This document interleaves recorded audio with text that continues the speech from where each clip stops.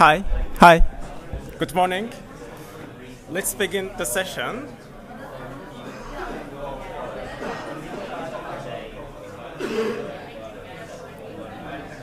So the session will be about storytelling and idea communication today.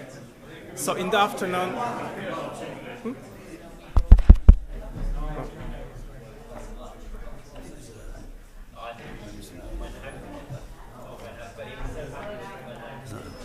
Oh, is it that one? Beg your pardon. That might be better. Yes. Thanks. Hi. Hi. Let's begin the lecture. So today the lecture will be about storytelling and idea communication. And probably this is also one of your first assignments, that you pitch your ideas to us and to some externals. So in that way, it is quite important that you know something about storytelling, which hopefully will be useful for you. So I'm using a Miro board. How many of you have used it before? Anyone? No one? That's good. So you can use this QR code, and then you will be on this infinite whiteboard. And all the resources are also linked on this whiteboard. It is most of the time used for collaboration, but for us it is also quite a very nice way to really have all the resources that I am sharing with you in one place. And because this is just for a presentation, you don't need to have the app. If you need, there could be some cases that you would like to upload things to the Miro board, then you would need an app. But for our course, for this lecture, you don't need to have the code. The app, you will just have access to this board, and then you can go through the links that I have provided. There will be sometimes these images, and in the corner you will see there will be the links. And there are, for example, some PDFs, some small readings. Then you can also download them in your own time and then read through. So this is quite a very nice way of putting everything and every resources together, so you can have access to them later on when you need. And hopefully we will go through these 34 slides. And in the afternoon, the activity will be also quite related to this one. So if you don't have any questions, we can begin. So today we will be looking into storytelling in 4 ways. First, I will introduce you why storytelling and stories are quite important for us. And later on, I will tell you how you can tell a story in a very meaningful way, and you can also apply it to your pitches.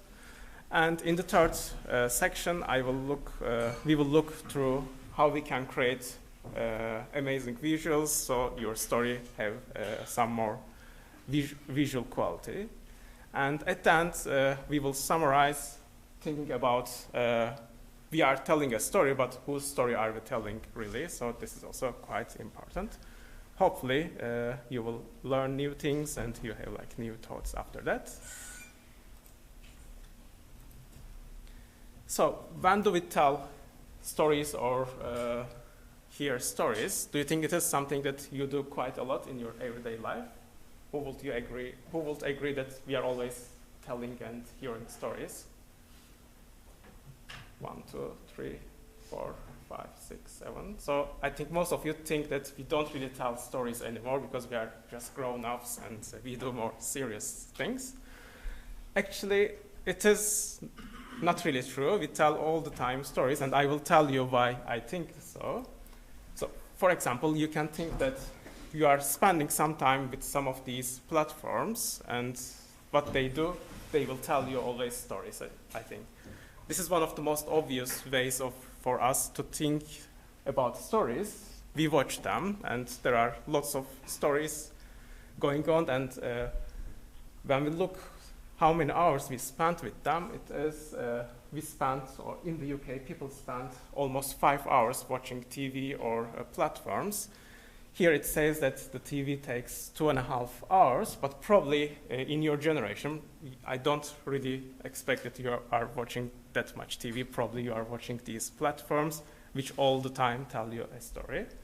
So this is one thing which is slightly obvious, that, oh yes, we are watching these things, so they are stories.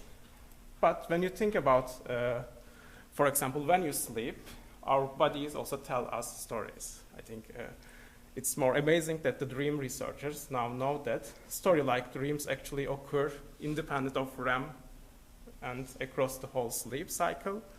And they think that we dream almost all night long. So if you are sleeping for 5 hours or 6, 7, 8 hours, probably that time is also that you are telling your stories in this time. Although you may not remember everything, you are telling stories to yourself. And this is also not enough, because in the day we also dream a lot. So when the lecture is quite boring, you begin dreaming about other things, and this is also a way of how our bodies and minds tell us stories. And I think it says that it takes, average daydream is about 14 seconds, and we have about 2,000 of them. In other words, we spend about half of our waking hours, 1/3 of our lives on Earth spinning fantasies. So you watch at least 2-3 hours something like a movie or a TV show, and then you sleep maybe 6 hours, and then you dream for 2-3 hours in the day, so you are telling you quite a lot of stories. And that's also not enough. When we are younger, when we play as kids, and when we play games, and when we introduce ourselves, and when we listen to music, and when we also go to events. So these are all also storytelling activities. So I think there are less times there where we don't tell stories than we tell stories. So actually what we are is, we are actually addicted to stories. We can't really do without them. It is really part of our existence. So hopefully this makes you really be convinced that storytelling is quite important. And when we pitch our ideas, telling a story is also a very efficient way of doing it. So the next step is, how do we tell a story? So we now know that stories are quite important, and this is really a part of our existence. So we should really learn how to tell good stories, so you can convince your funders, or you can convince your partners, and you can convince all the stakeholders that you need for your business. So let's begin with 2 images. So these are images that I found on the internet. It's when I type woods. And which one tells a better story, A or B? So who thinks that A is telling a better story or has a better narrative? I think 1. And B, who tells? I think majority thinks that the B is a better storytelling image. Why do you think so? Any ideas?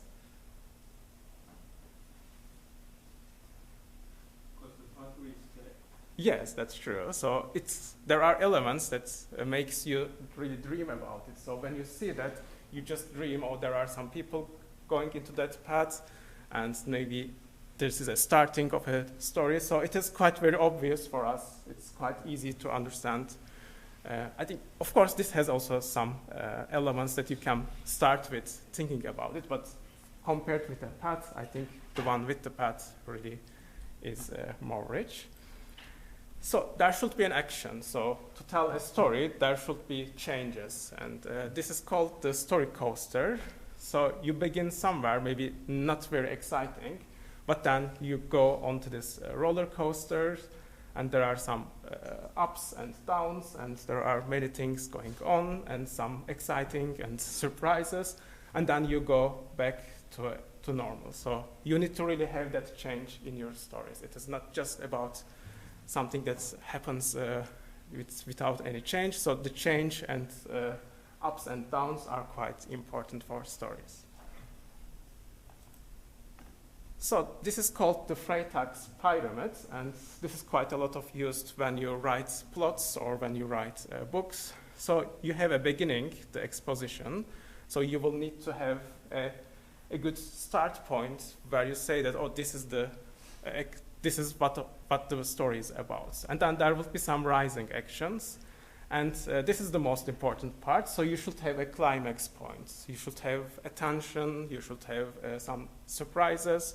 And you should have some exciting point in your story. Otherwise, it will be quite boring to tell and quite boring to listen. And then you will summarize anything, or you have like a folding action. And at the end, there should be an end. So you shouldn't just stop somewhere in between. It wouldn't be fair to your listeners. So this is the Freytag pyramid, which we will be also using when you are planning for your pitches. So it is quite important that you spend more time in the first two parts and then less time in the second two parts. I think this is quite important, that the climax is not just in the middle, it is more close to the end. And actually, when I have learned about this storytelling pyramids, most of the movies are not exciting for me anymore, because you just really know that all the movies have a very similar structure, and when something happens in the first half hour, probably there will be something else happening later on. So if there is a small tension here, and then it is solved and everyone is happy, then you really know that, oh, this is not the right time. So at least after 1 hour, the climax point will be reached. So probably, yes? The James Bond movies, they're not like this, so they have that opening sequence.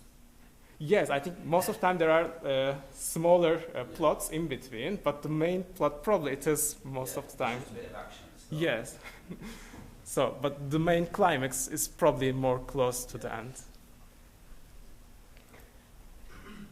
So the exposition is where the audience gets to know the setting, and there are the rising actions, accelerations of the actions, and the climax conflict where it unfolds and resolves, and then the following actions where everything is resolved, and then at the end the plot is concluded.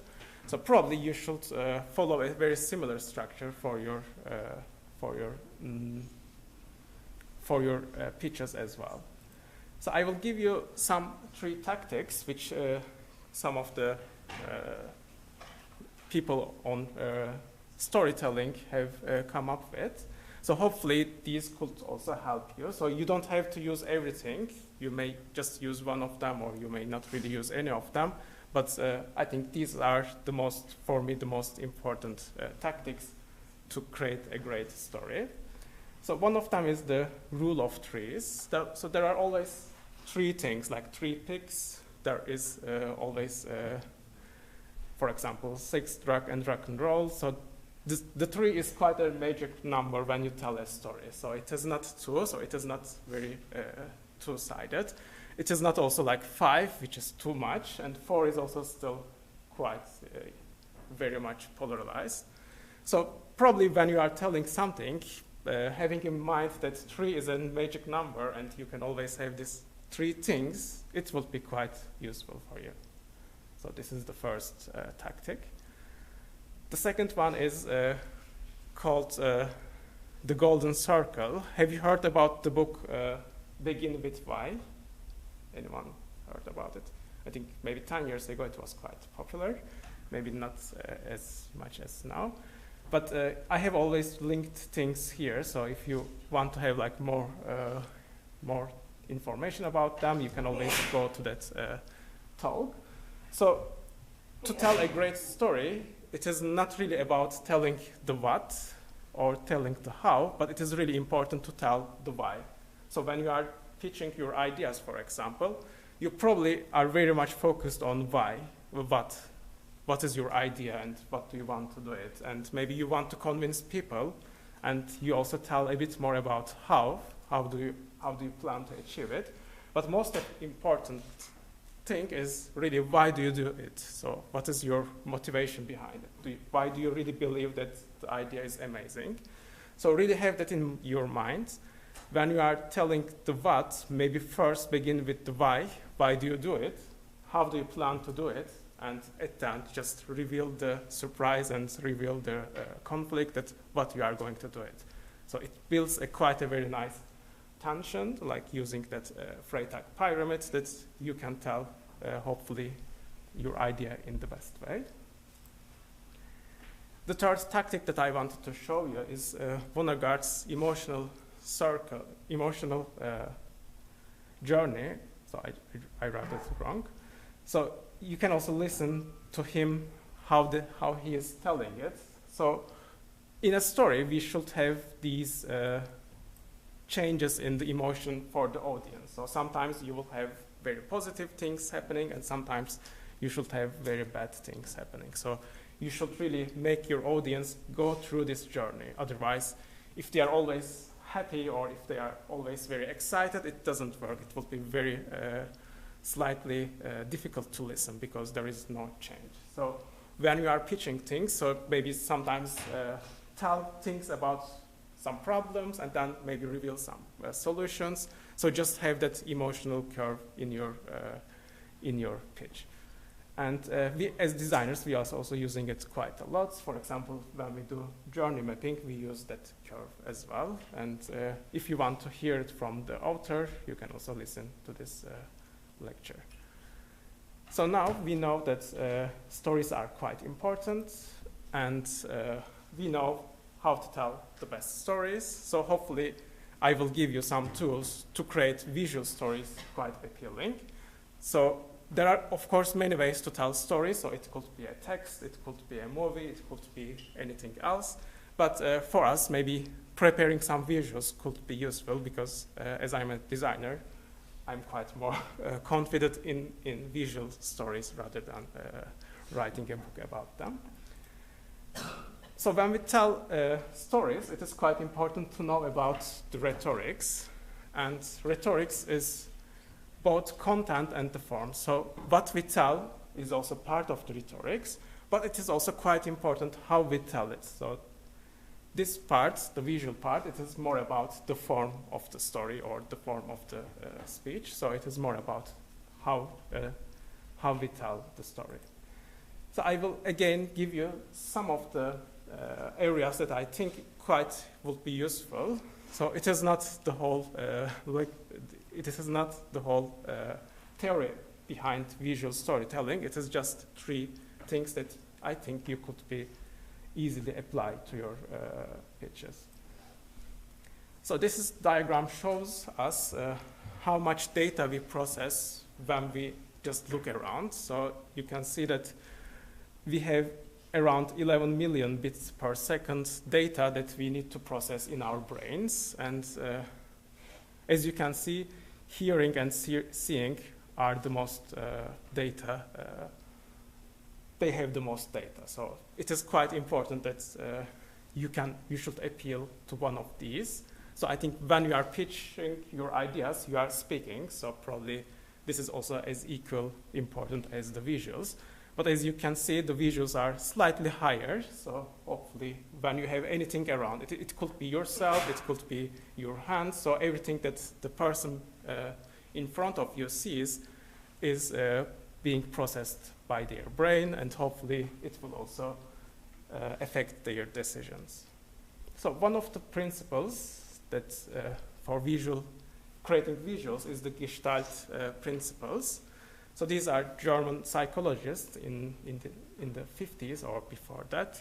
So they were really interested in how we really make sense of our environment. So they come up with a list of principles that we use in our brains to really make sense of our environments and what we see around us.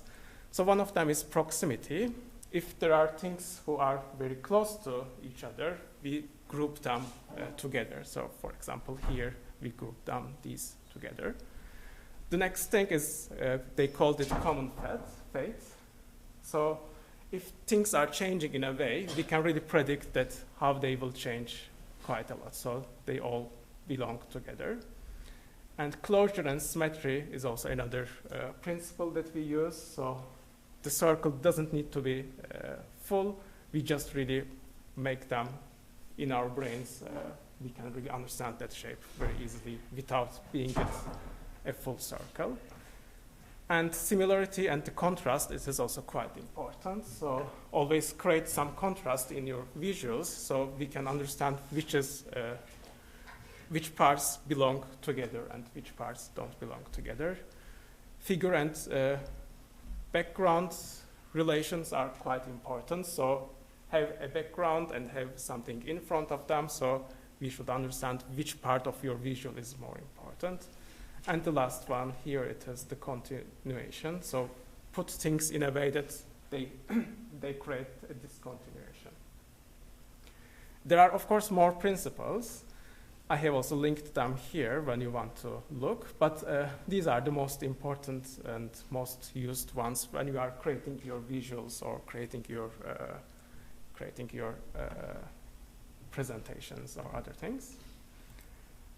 The second element that I want to share with you is color and emotion. So we all know that colors are related to emotions, but I think it's quite important that not a specific color is really related to every emotion. It is the quality of the color that is related. So there could be a green which makes you sad, and there could be greens which makes you very happy, for example, in this chart.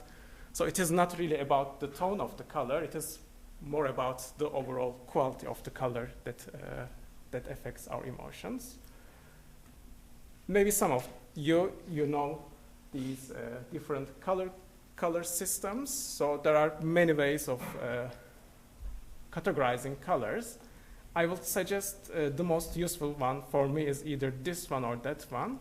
So you first select a hue, and then select a value or the lightness, and then select the saturation. And more saturated colors are associated with more positive feelings, and the less saturated are associated with more negative feelings. And of course, you have the hue, which you can easily adjust according to your subject. If it is about environment, maybe green would be a good hue.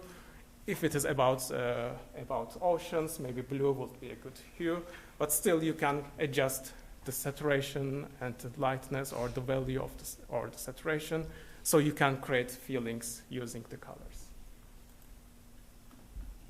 So here again, these are the most common used color systems. So this is more about how you select the color, and when you are printing colors, you will need to convert it into CMYK. And when we see the colors on screens, they are produced with RGB technology. And it is also quite important when you have selected your main color, you will need to also select the other harmony of your colors. So it could be complementary, it could be analogous, it could be triadic, and there are more different ways of thinking about colors. So if you have one color, it is quite important that you pick colors that are aligned with the one that you have selected.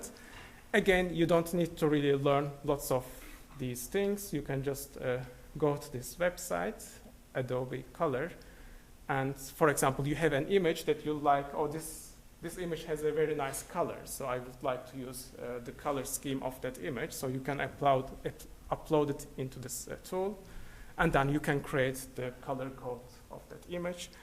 There are many options that you can create different harmonies for your color. So hopefully you don't need to learn lots of things about the colors. You can just use this tool. Again, this is linked here. When you click to this link, the tool will be open. And the last point that I want to tell you is about the experiences, because when you are preparing a visual, you are also creating an experience. And experiences have at least 3 elements. So there are meanings behind it. When you see an image, people will really relate to different meanings. The aesthetic qualities are quite important. all the things that I have mentioned before, the Gestalt principles and the harmony in the colors, they are also affecting the aesthetic experience.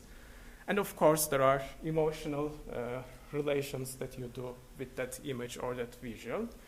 So emotional experience is really more individual, so it is really all about you. And experience of meaning is more about your culture or your life before you see that image. So emotional experiences, it is quite sometimes difficult to control. You never know with whom you are sharing your images, so it could be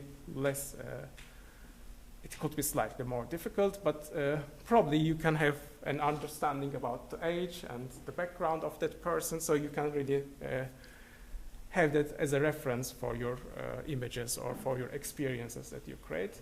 Again, if you are very interested in that, there is a huge book which has like 600 pages, so you can also have a look to that book as well, which is linked in this corner. Any questions so far?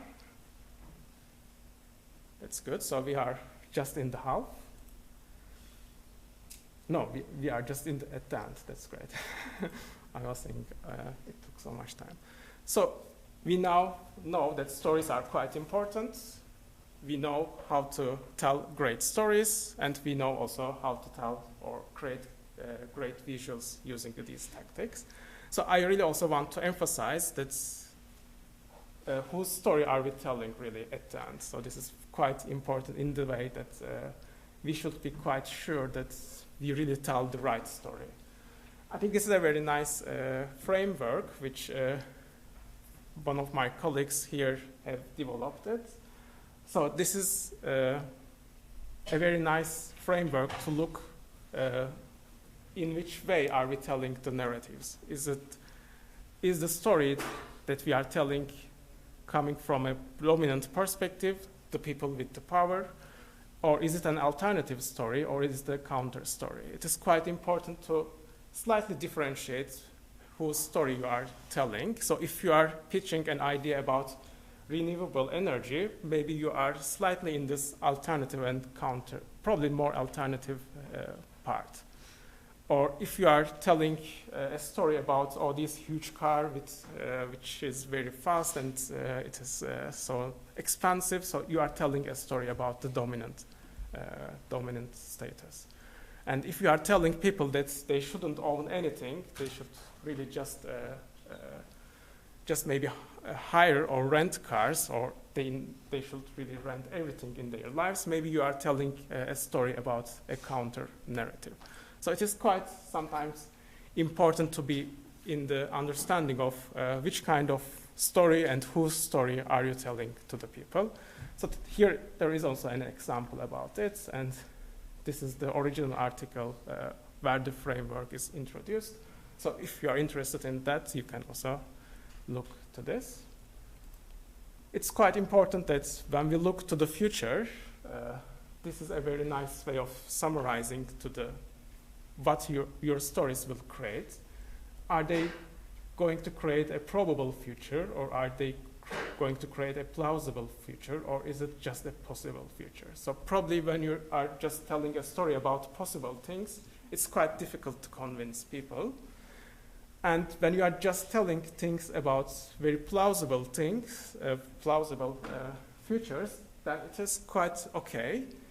And when you are telling a story about probable things, then it is also, again, not very interesting. So tell a story that is like more preferable for the people.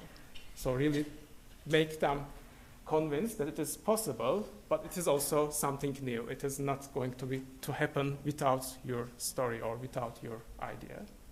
Again, there are some links about this. And I quite like that quote. So any of you have read Ursula K. Le Guin?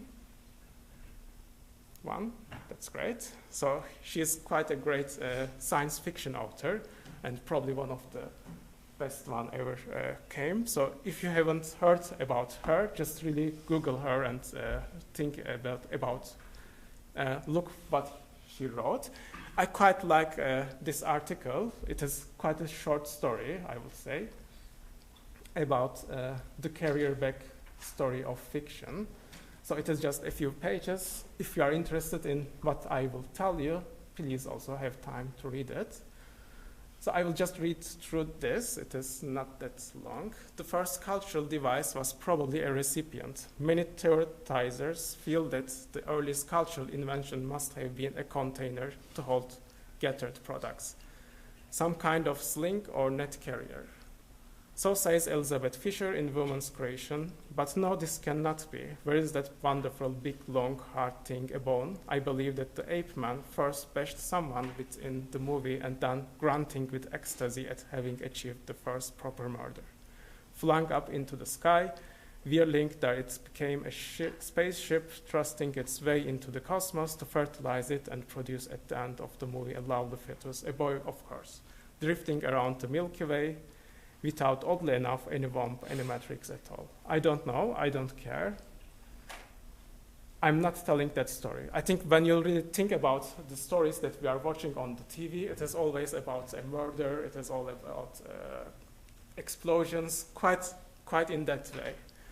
But she says that we heard it, we all heard all about the sticks, spears, swords, the things to bash and poke at and hit with, the long hard things, but we have not heard about the thing to put things in. The container for the thing contained. That is a new story, that is news. So I think this is quite also very aligned with the story that you are telling. So it is really important whose story are you telling and which kind of narrative are you following. So if you are interested in this, so you can always go back to that article. And she's telling the story of the carrier back, which is quite different than the one with the sword and the bones and other things. So at the end, we will analyze one of Steve Jobs' pitching, and I also want you to really think about your own pitches using this diagram. Think about what is your exposition, what is your rising actions, what are your climax points, and etc. So let's look to... We're going to focus on the iPod Mini. Now, the iPod Mini is what all of our competitors have their sights focused on. Why? Well, it's obvious. Because the iPod Mini is the most popular MP3 player in the world. It's the most popular iPod, and that makes it the most popular MP3 player in the world. So that's the one everybody's focused on. Well, today, we're going to do something pretty bold. Today, we're going to replace it. We're going to replace it with something new. Now, let's go back to the beginning, because we started this all with 1,000 songs in your pocket, right? We started it with the original iPod. And then we carried 1,000 songs in your pocket over to the iPod Mini. Well, now we're going to replace the iPod Mini with a new player, an entirely new ground-up design that also has 1,000 songs in your pocket. And it's called the iPod Nano.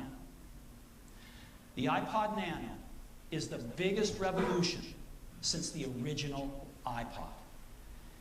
A lot of people have worked so hard on this over the last many, many months. And it is my privilege to show it to you now.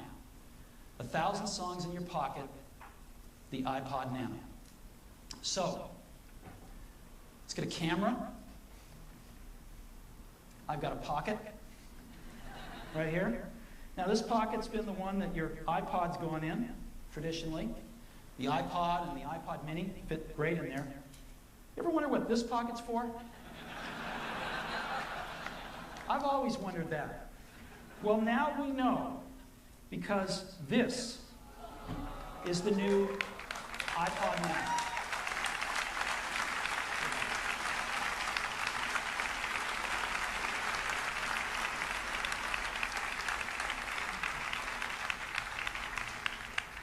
All right, let's take a closer look at it.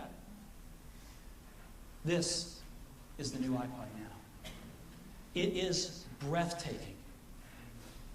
You won't believe it until you hold it in your hands. So as you can see, you can really identify the climax points, you can really identify the exposition, and the rest of the video, he will be explaining all the features that the iPod Nano has. So it is quite really using the Freytag framework, and you can really identify which things are the most important points in his pitch. So it is no surprise that he was also one of the founders for the Pixar, so he is quite really aware of the storytelling, and probably he likes quite a lot how to tell a story. So the exposition is, we are here to replace the iPod mini. The rising action is about the pockets. Do you know what it is for? And then revealing that this pocket is for the iPod Nano. And the falling actions is that's all the features that they have. And the announcement is that the iPod Nano is great and you should really buy it.